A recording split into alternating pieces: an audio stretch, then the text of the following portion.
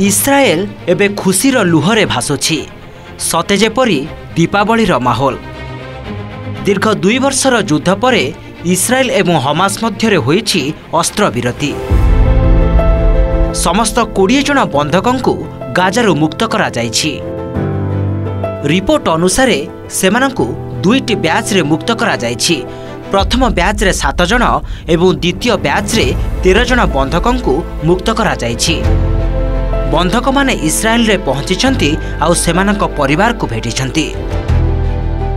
निज घर निज जन्ममाटी आउ निज लोकक ठारू दूर रे शत्रु मानक छाया रे रहिबा केते कष्टकर ताहा आपण किंबा आमे केवल कल्पना करि परिबा। किंतु एही भयंकर परिस्थितिर अनुभव कौन केवल सेही मुक्त बंधक माने ही जानिथिबे। सेमाने परिवार को फेरी आसिथिबारु खेली जाइछि खुशीर लहरी।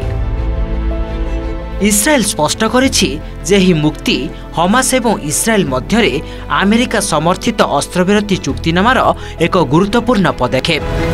अमेरिका राष्ट्रपति डोनाल्ड ट्रम्प रविवार गाजारे युद्ध शेष होइछि बोली घोषणा करथिले।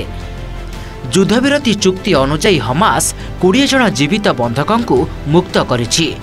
एहार विनिमय रे इस्राएल 1900 रु अधिक पालेस्टाइनी बंदी को मुक्त करिवो। तेबे 7 अक्टोबर 2023 सकाळे इस्राएल चलीथिला नोभा संगीत महोत्सव।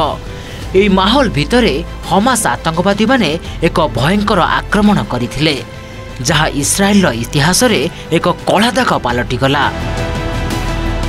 हजार हजार यहूदी हत्याकांड सहित हमास 251 जन को अपहरण करिथिला। एहार जवाब रे इस्राएल गाजा स्ट्रिप रे बोमामाड़ करिथिला।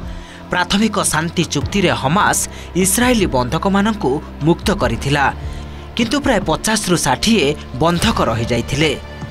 हमास एही बंधक मानक मध्यरु अनेकଙ୍କୁ मृत्युदंड देइछि एवं वर्तमान केवल 20 जन जीवित अछंती। चुक्तिनामा अनुसार इस्राएल चाहुछि जे एहार नागरिक माने मृत कि जीवित देश को फेरी आसंतु।